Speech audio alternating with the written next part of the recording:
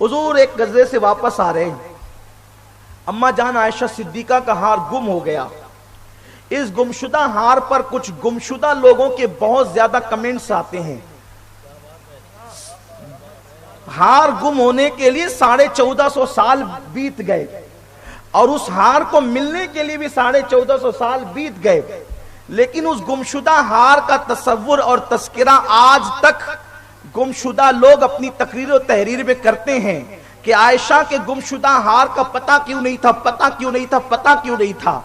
او اتے پتے والے، حضور کو پتہ تھا، لیکن حضور علیہ الصلوۃ والتسلیم نے بات یہ ہے کہ میں نے اس کا ذکر کبھی کیا ہے کہ بات یہ ہوتی ہے کہ انسان کوئی چیز کہیں رکھ کر کے بھول جاتا ہے، ایسا نہیں ہوتا پاسپورٹ رکھا تھا بھول گیا، ڈائری رکھی تھی بھول گیا، پیسہ رکھا تھا بھول گیا، زیور رکھا تھا بھول گیا۔ اب بتاؤ رکھا تو آپ ہی نے تھا، تو آپ کو علم ہے کہ نہیں ہے کہ میں نے رکھا ہے، لیکن بھول جو گیا ہے، بھول جانا یہ علم کی نفی نہیں ہے، یہ عدم علم کی دلیل نہیں ہے۔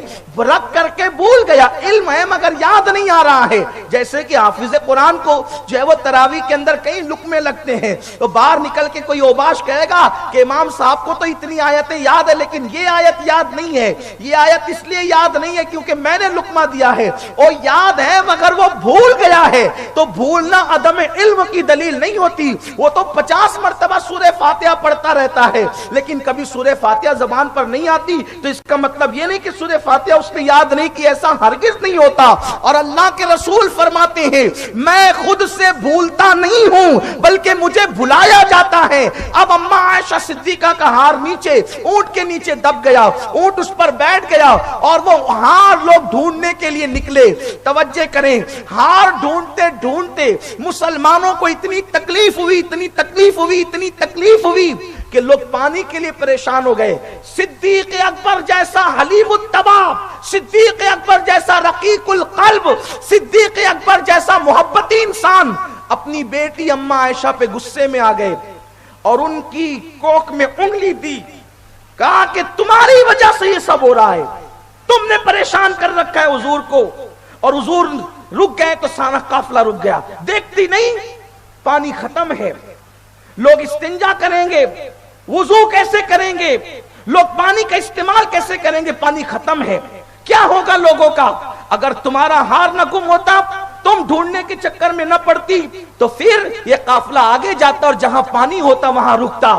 قربان جائیں، باپ بیٹی کو کچوں کے لگا کے ڈانٹ رہا ہے، لیکن ایک شوہر کی حیثیت سے میرے مصطفیٰ کریم نے فرمایا ابو بکر چپ رہو، خاموش رہو۔ ابو بکر صدیق اکبر کو حضور نے چپ کرا دیا، اور چپ کرانے کے بعد ہار ڈھونڈنے کا حکم دیا گیا۔ ادھر ہار ڈھونڈا جا رہا ہے، ادھر ہار تلاش کیا جا رہا ہے، ادھر بلبل سدرہ جبریل امین حضور پر تیمم کی آیتیں لے کر کے آ رہے ہیں۔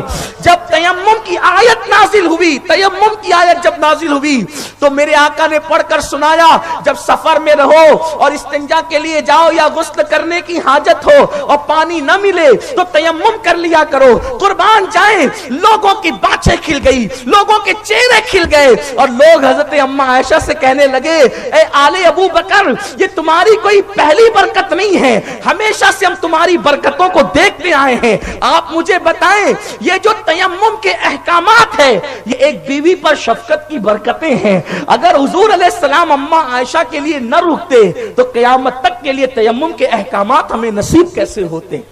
لیکن یہ ایک اینگل سے تو دیکھیے، اس کو ایک اینگل سے دیکھیے کہ اللہ کے حبیب نے اپنی بیویوں سے پیار کتنا کیا، ان کی ضرورت کے لیے حضور، اچھا حضور رکے تو پورا قافلہ رکا، اللہ کے رسول رکے تو پورا قافلہ رکا۔